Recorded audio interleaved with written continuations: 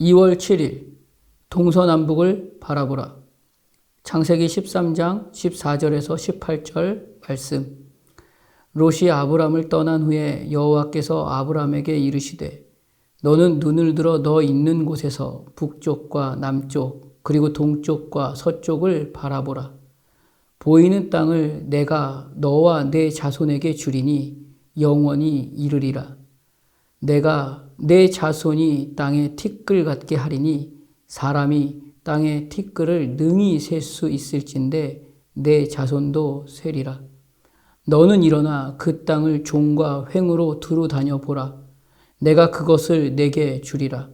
이에 아브람이 장막을 옮겨 헤브론에 있는 마므레 상수리 수풀에 이르러 거주하며 거기서 여호와를 위하여 제단을 쌓았더라. 아멘. 아브라함은 조카 롯을 아끼고 귀하게 여겼습니다.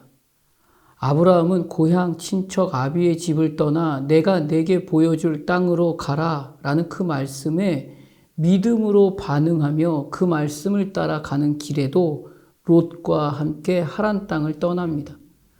가나안 땅에 도착하고 그 땅에 거주하려고 했습니다. 그런데 기근이 들었습니다. 기근을 피하여 애굽으로 내려갔지만 잘못된 곳으로 간 것입니다. 그때도 롯과 함께 했습니다.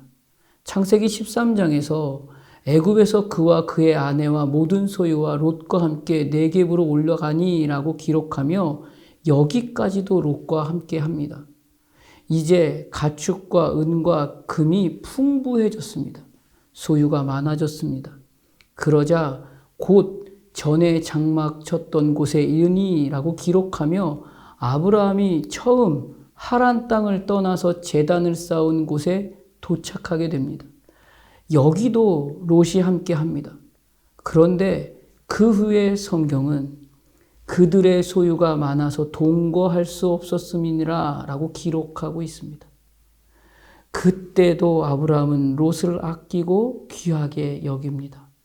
조카 롯에게 선택을 양보합니다. 아브라함은 어리석은 사람이 아닙니다. 자기 자신이 먼저 좋은 것을 선택할 수도 있었습니다. 롯이 선택한 것을 보면서 그것을 용납할 만큼 성품이 성숙하지도 않았습니다. 아브라함의 믿음으로 인함입니다. 히브리서 11장 8절은 아브라함을 이렇게 증거합니다.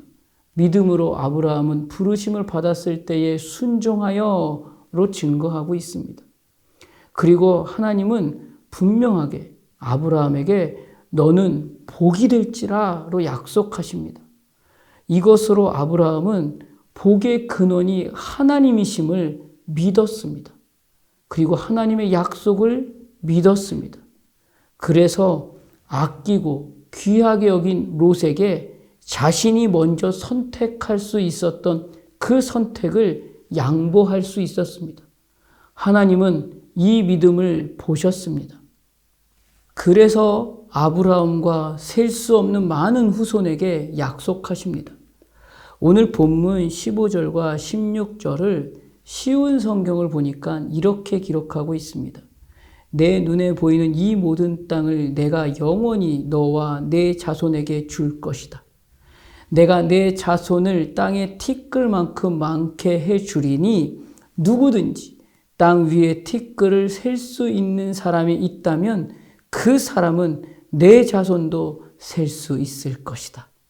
그 후손이 셀 수 없을 만큼 많다고 하는 것은 하나님께서 아브라함을 부르신 것 같이 부른 하나님의 백성으로 삼은 자들이 하늘의 별과 같고 바다의 모래같이 많게 하시겠다고 하시는 하나님의 약속의 말씀인 것입니다. 아브라함은 믿음의 조상으로 불리게 된 것입니다. 또한 하나님께서 부르실 수많은 하나님의 백성은 결국 예수 그리스도 안에서 부르실 그 한 사람입니다. 하나님은 아브라함을 부르신 것 같이 오늘까지도 아브라함을 시작으로 하여 포기하지 않고 수많은 하나님의 백성 아브라함의 자손을 부르십니다. 우리 한 사람 한 사람의 자격과 조건과 외모를 보지 않으시고 오직 하나님의 은혜와 긍휼과 자비와 사랑이 그 이유가 되어서 하나님의 백성 아브라함의 자손으로 부르십니다. 그리고 하나님은 말씀하십니다. 북쪽과 남쪽과 그리고 동쪽과 서쪽을 바라보라 라고 말씀하십니다. 한계가 있는 사람에게, 유한의 시간을 사는 존재들에게 하나님이 말씀하십니다. 보이는 것으로, 제한된 눈으로만 보는 믿음이 아니라 하나님의 말씀 앞에 드러나는, 하나님이 보시는 믿음이 드러나는 하루를 소망하라 라고 말씀하시는 것입니다. 하나님의 영광의 찬송이 되는 목적으로 하나님은 오늘 우리를 아브라함과 같이 부르셨습니다. 그리고 약속하셨고 믿음을 주셨고 아브라함과 함께 일하신 하나님이 오늘 우리와도 함께 일하십니다. 그리고 완성하셔서 결국 찬송을 받으실 것입니다. 여기에 머물러 있는 삶의 시간이 믿음입니다.